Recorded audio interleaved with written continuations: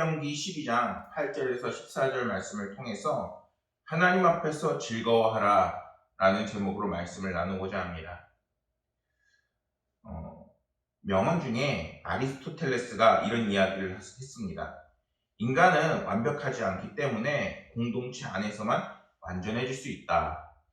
이 이야기를 들려드리는, 이 명언을 들려드리는 이유는 이 가정의 달, 이제 5월을 가정의 달이라고 하는데, 우리가 막 들떠서 바깥으로 나가고 또 이제는 바깥에서는 마스크를 벗을 수가 있기 때문에 즐거운 시간을 보내려고 계획을 많이 짰을 수 있습니다.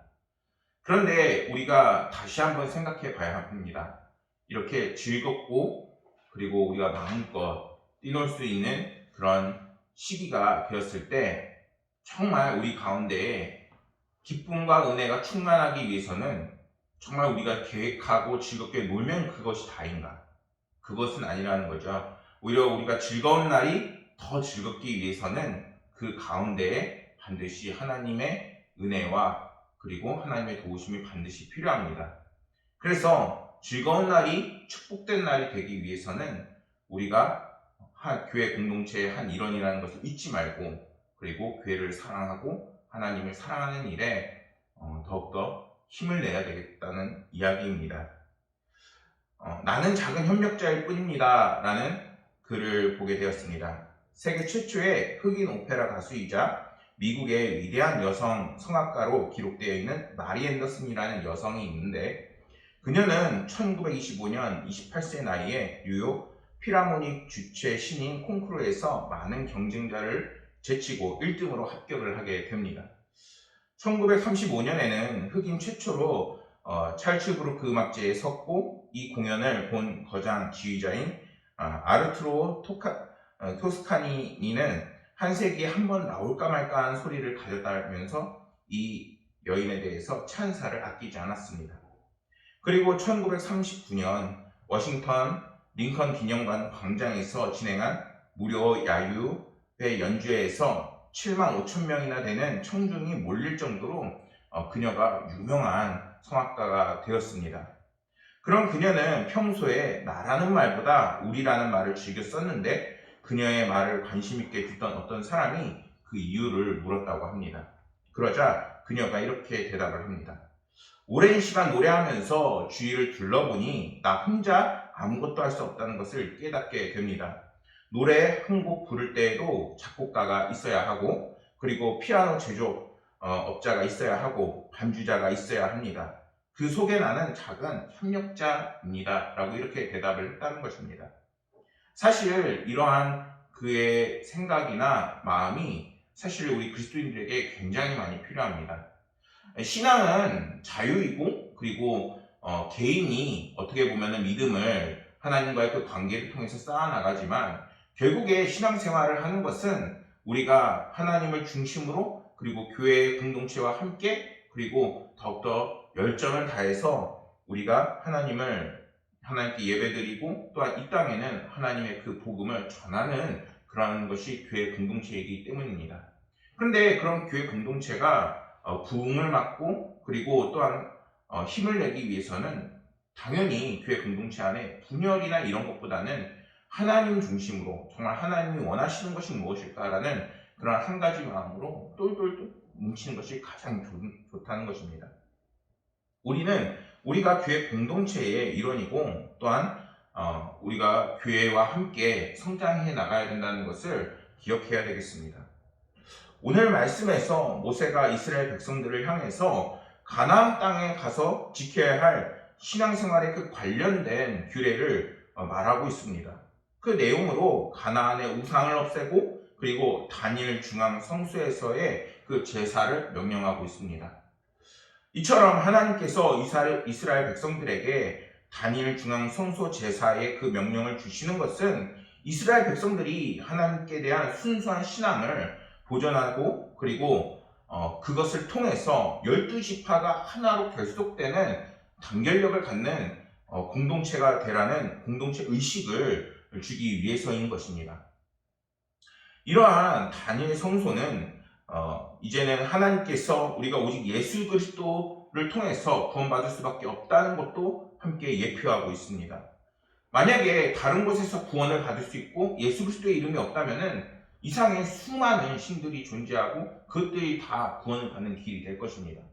그런데 하나님께서는 오직 예수 그리스도 그리고 우리를 구원하실 수밖에 없는 이름이 바로 오직 예수뿐임을 주시지 않았다고 분명하게 얘기하셨습니다.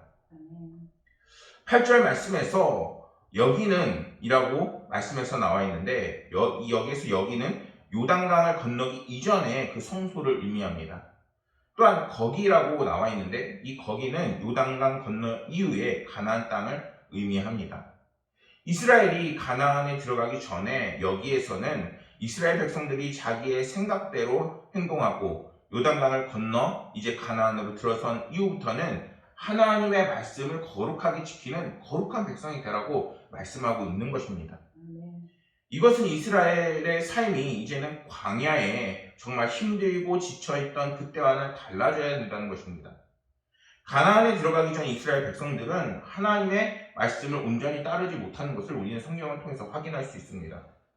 그런데 이제 가나안 땅으로 들어가서는 하나님의 말씀에 온전히 따라서 그리고 거룩한 백성의 그 삶을 살아야 합니다. 어떻게 보면 맞지 않는 옷을 입어서 굉장히 불편할 수도 있어요. 그런데 그것을 통해서 하나님께서 우리의 삶을 살피시고 또한 그것을 통해서 우리 역시 우리를 살게 하는 그러한 옷이 되는 것임을 우리는 분명하게 알아야 한다는 것입니다. 실제로 그들이 가나안에 들어가기 전에 하나님의 말씀대로 훈련을 받아야 했는데 만나와 메추라기 사건을 통해서 또 황금 송아지 사건을 통해서 물이 부족했을 때 물을 달라고 모세에게 가서 항의하는 이스라엘 백성들을 통해서 또 노뱀 사건을 통해서 많은 연단을 이스라엘 백성들이 받아야 했습니다. 이러한 말씀을 통해서 그때 당시에 그들이 미성숙해서 하나님한테 따지고 그리고 막 필요하다고 이야기하는 그러한 모습이 아니라 이제는 그 믿음의 모습을 보이는 삶을 살아야 한다는 것입니다. 주님과 함께하지 않는 삶은 이제는 우리의 삶에서 벗어버리고 자신의 삶의 그 기준이 이제는 주님 중심으로 하나님 중심으로 교회 중심으로 정말 바꿔나가는 그러한 삶 그리고 그러한 교회 그리고 그러한 나라와 민족과 공동체가 되어야 한다는 것을 분명하게 말씀하고 있는 것입니다. 그런데 우리가 그리스도인이라면 그러한 하나님의 거룩한 백성으로 부르심을 받고 그리고 천국이라는 빼앗을 수 없는 기업을 약속받았음에도 우리의 삶의 기준이 흔들릴 때가 너무나도 많습니다. 5월이 이제는 기쁘고 즐거운 날임에도 불구하고 우려가 되는 것은 많은 사람들이 이제는 교회를 비워요. 비워서 어디를 가느냐? 이제는 한강을 가고 날씨가 좋으면은 놀이공원을 가고 그리고 다른 곳을 막 갑니다. 그것이 나쁘다는 것이 아니라 예배를 드리고 가도 늦지가 않아요. 그런데 예배는 이제는 뒷전이 되어지고 그리고 이제 우리의 마음속에 즐겁고 노는 것만 있게 되는 것입니다. 그런데 돌아보면은 우리가 그것이 즐겁고 기쁜 날이 될 수는 있지만 정말 하나님께 축복을 받았던 날이냐라고 묻는다면은 정말 우리가 그러한 삶을 이제는 되돌이켜 봐야 합니다. 그렇다면 우리는 왜 나 중심에서 하나님 중심의 삶으로 그 기준이 변해야 하는 것일까요? 하나님이 이스라엘을 택하셔서 가나안으로 인도하시는 것은 이제 이스라엘을 통해서 하나님의 이름으로 거룩한 백성으로 삼으시고 이제는 열방으로 그 복음을 증거하셔서 모든 영혼들을 구원하기 위해서였습니다. 이와 마찬가지로 하나님께서는 오늘날 우리 그리스도 백성들을 이제는 교회로 부르셔서 하나님의 백성으로 삼으시고 그들을 훈련시키셔서 이제는 모든 영혼들을 구원하시고 축복할 계획을 세우고 계십니다. 그렇게 우리는 우리의 삶의 모습이 이제는 하나님의 중심, 예수님의 중심, 성령님이 함께하는 삶의 그 모습이 되어야 하는 것입니다. 그럴 때 하나님께서는 지금과 같은 어려움을 겪고 있는 모든 백성들에게 위로를 주시고 축복하시고 함께하시며 이 모든 순간을 더욱더 성령의 충만의 역사를 맛보게 하시는 것입니다. 그러니 여러분, 우리가 주님을 더욱더 찾는 이번 한 달이 되길 원하고 그리고 모든 순간에 정말 교회 중심, 하나님의 중심 그리고 그곳에 하나님과 화목한 여러분들의 삶과 가정이 되기를 소망합니다. 9절 말씀에서 너희가 너희 하나님 여호와의 주신 안식과 기업에 아직 이르지 못하였거니와 라고 말씀을 합니다. 이는 이스라엘이 현재 가나안을 그 목전에 두고 있지만 아직 가나안에 들어가지 않은 상태임을 말씀하고 있습니다. 실제로 모세는 가나안 땅으로 들어가지 못했죠. 하나님이 약속하신 땅에 들어간다는 것은 그간의 고생과 방랑과 그리고 어려움을 이제는 그만하고 그들이 안식에 들어간다는 것입니다. 모세는 가나안 땅을 그 안식으로 지금 표현하고 있는 것입니다. 물론 광야의 기간에 하나님께서 구름 기둥으로 불 기둥으로 그들을 위로하시고 함께 하시긴 했지만 광야의 삶은 정말 안주할 수 없는 척박하고 어려운 삶이었습니다. 때로는 춥고 때로는 덥고 그리고 먹을 것은 없고 하나님께서 만나와 메추라기를 그들에게 주시지 않았다면 그들은 진작에 굶어 죽었을 것입니다. 그렇게 이스라엘이 가나안으로 이제 들어가는 것은 그러한 고통의 모든 것들을 멈추고 안식으로 들어간다는 것입니다. 그런데 10절 말씀을 보면 이렇게 말씀합니다. 여호와께서 너희에게 너희 주위의 모든 대적을 이기게 하시고 너희에게 안식을 주사 너희를 평안히 거주할 때에 라고 성경은 말씀합니다. 이 말이 무엇인가요? 이스라엘이 이제는 안식과 평안을 누리기 위해서는 반드시 걸쳐야 하는 싸움이 있다는 것입니다. 여기에서 대적에게 승리란 이스라엘이 이제는 치러야 할 가나안 정복 전쟁을 말씀하고 있는 것입니다. 이스라엘을 들어가기 위해서는 정말 기골이 장대하고 그리고 거기에 살고 있는 토박이들이 있었습니다. 그런데 이제는 그들을 밀어내고 하나님의 축복된 사람들이 그곳을 차지하게 되는 것입니다. 이러한 전쟁은 우리들에게도 정말 이미 내 삶에 자리 잡고 있던 나 중심의 삶을 밀어내는 싸움과도 같은 것입니다. 에베소서 6장 12절 말씀을 보면은 우리의 씨름은 혈과 육을 상대하는 것이 아니요 통치자들과 권세들과 이 어둠의 세상 주관자들과 하늘에 있는 악의 영들을 상대함이라 라고 말씀하고 있습니다. 그리스도인들에게 영적 전쟁은 이제는 피할 수 없는 그러한 싸움입니다. 물론 싸움에서 이기게 하시는 분은 하나님이시지만 그 싸움을 싸워야 하는 그 책무와 사명이 주어지는 것은 주님을 믿는, 주님을 따라나가는 하나님의 백성들에게 있는 것입니다. 우리는 싸우지 않고 안식을 얻을 수 없습니다. 오늘 즐겁다고 해서 내일 또 오는 사단의 관계와 그리고 하나님과의 관계를 무너뜨리려고 하는 정말 악한 그러한 모든 것들이 이제는 우리 가운데에서 끊어내버리고 하나님과 함께 나아갈 수 있는 그 능력과 힘을 얻어야 한다는 것입니다. 방금 이야기했듯이 그러한 능력은 누가 주어지게 하십니까? 바로 하나님이 주시는 것입니다. 그렇기 때문에 우리는 그러한 능력을 받을 수 있는 하나님을 떠나서는 안 되는 것이고 하나님과 화목할 수 있으려고 애써야 하는 것이고 그리고 그러한 능력을 가장 잘 받을 수 있는 교회를 사랑하고 아끼는 그러한 애씀이 우리 가운데 있어야 하는 것입니다. 사단의 시험을 이기시고 죄와 사망의 권세를 이기신 주님이 이제는 오늘을 살아가는 여러분들을 보호하시고 함께 하셔서 보혜사 성령님이 이제는 여러분들의 갈 길을 인도하십니다. 그렇게 우리는 이 땅에서의 믿음의 선한 싸움을 끝까지 싸워나가는 그런 각오가 우리 가운데 있어야 하는 것입니다. 이 땅에서의 전쟁이 끝나면은 하나님께서는 반드시 우리를 안아주시고 환대해주시고 그리고 수고했다 착한 종아라고 부르시면서 반드시 우리를 꼭 안아주실 것입니다. 우리는 그러한 하나님의 부르심을 기대할 수 있는 삶을 살아야 하는 것입니다. 11절 말씀에서 하나님은 너희는 너희 하나님 여호와께 자기 이름을 두려고 택하실 그곳으로 내가 명령하는 모든 것을 모두 가지고 갈지니 라고 말씀을 전합니다.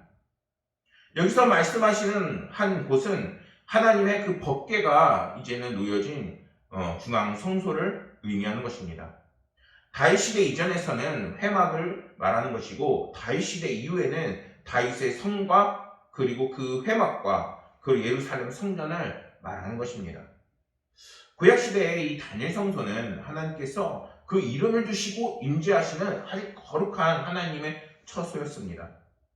그렇다면 신약 시대에 하나님께서는 어디에 자신의 이름을 두고 계실까요? 이제는 교회에 그 이름을 두시게 되는 겁니다. 하나님은 자신을 예배하는 교회를 이제는 구별하고 택하셔서 자신의 이름을 거기 두시고 이제는 거기에 함께하는 공동체 성도들에게 임재하시는 것입니다. 여기서 말하는 교회는 단지 눈에 보이는 건물로서의 교회가 아니라 이제는 하나님을 예배하는 그리스도의 제자, 그리고 개개인의 공동체라는 그 교회를 의미하는 것입니다.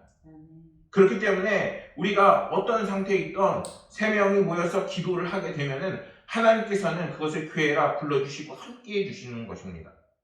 그렇기 때문에 우리는 하나님을 예배하기 위한 그곳을, 그리고 나를 부르신 그곳을 이제는 아끼고 사랑해야 하는 것입니다. 따뜻함 얹어주기라는 글을 보게 되었습니다. 어린 시절 우리 식구는 조부모님과 그리고 부모님, 그리고 사남매까지 모두 8명이었습니다. 모든 식구가 식사할 때면 밥상이 늘 2개로 차려졌는데 한 상에는 할아버지와 할머니, 그리고 자기가 앉았다는 것입니다. 다른 한 상에는 나머지 식구들이 둘러 앉았는데 이 자리가 때때로 이 어린아이에게 너무나도 불편한 식사 자리였던 것입니다. 어린 나이에 조부모님께 식사 예절을 배우고 그리고 식사를 하는 상황이었으니 좀 불편했을까요? 그런데 이 어려운 식사 자리는 곧 따뜻한 자리로 변하게 됩니다. 밥상에 앉았을 때 할아버지 할머니께서는 자기가 좋아하는, 이 어린아이가 좋아하는 반찬을 밥에 얹어주시고 그리고 더 먹으라고 권유해 주시는 것입니다. 이 친구가 자신의 밥상은 할머니와 할아버지의 따뜻한 마음을 배우는 시간이었다라고 이야기하고 있는 것입니다. 그리고 어른의 역할이 바로 이런 것이구나 라는 것을 따뜻함 얹어주기라는 표현을 사용해서 이야기하고 있습니다. 교회 역시 따뜻함을 얹어줄 수 있어야 합니다. 경쟁이 치열하고 삶의 무게가 녹록치 않는 오늘날의 이 사회에서 우리의 삶은 차가워질 수밖에 없습니다. 그리고 그 빈 공간을 자꾸 재미있는 것, 즐거운 것, 그리고 우리가 익사이팅한 걸로 자꾸 채우려고 합니다. 그런데 우리가 시간이 조금 더 지나보면 알게 됩니다. 그것이 허무한 것이구나. 그럼 그것을 무엇으로 채워주셔야 할까요? 그것은 하나님의 은혜입니다. 하나님의 은혜가 들어갈 때 즐거운 것도 이제는 축복된 것으로 변하게 되는 것입니다. 하나님과 놀러 갔어도 하나님 우리 가족을 화목하게 하옵소서.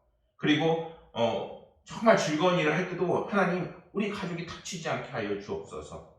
그리고 예배를 드리면서 하나님 우리가 앞으로 어떻게 더 화목할 수 있겠습니까 하는 그런 마음이 우리 가운데 있어야 한다는 것입니다. 여러분, 우리는 이제는 가족 공동체, 그리고 교회 공동체, 그리고 모든 공동체의 그 중심에 그 머리가 되시는 분이 하나님이심을 인정해야 되겠습니다. 예배하는 개인과 공동체 속에 하나님께서 이제는 임재하시고 그리고 택하셔서 이제는 모든 하나님을 찾는 그 공동체 위에 하나님께서는 넘치는 축복을 부어주시게 될 것입니다. 12절 말씀에서 이스라엘 백성들이 여호와 앞에 예물을 드릴 때에 그 앞에 함께 즐거워하는 대상들을 막 열거를 합니다. 거기에는 자녀들은 물론이고 노비와 성중에 거하는 레위인들도 포함이 되어 있습니다. 한마디로 성안에는 모든 사람들이 즐거움을 나눠야 한다는 것입니다. 우리는 여기에서 하나님의 백성이 추구하는 기쁨과 유익이 무엇인지 알 수 있습니다. 그것은 이제는 하나님의 그 축복이 나 한 사람에게만 머무는 것이 아니라 공동체 전체에 임해야 한다는 것입니다. 로마서 14장 7절과 8절 말씀을 보면은 우리 중에 누구든지 자기를 위하여 사는 자가 없고 자기를 위하여 죽는 자가 없도다. 우리가 살아도 주를 위해 그리고 살고 죽어도 주를 위하여 죽나니 그러므로 사나 죽으나 우리가 주의 것이로다. 이렇게 말씀을 하고 있습니다. 사도 바울은 살아도 주를 위해 죽어도 주를 위해 죽은 사람은 이제는 교회의 유익과 기쁨을 가장 먼저 생각한다고 분명하게 이야기하고 있는 것입니다. 교회를 섬기고 함께한다는 것이 단순히 희생만을 강요하는 것이 아닙니다. 내가 만약에 거기에서 막 소비하는 느낌이 들고 그리고 어려움이 들고 마음이 힘들다면은 물론 쉴 수는 있지만 분명한 것은 내가 정말 그 공동체 속에 속해 있고 하나님과 함께하고 있는지를 다시 한번 생각해 봐야 합니다. 이제는 자신들의 소유를 가져와서 가난한 사람들과 나누고 그리고 이제는 거저 생긴 돈도 아니지만 하나님과 함께 나누려고 하는 그런 마음까지도 우리 가운데 있어야 합니다. 사도행전을 보면 초대교회가 그러한 모습을 우리에게 보여줍니다.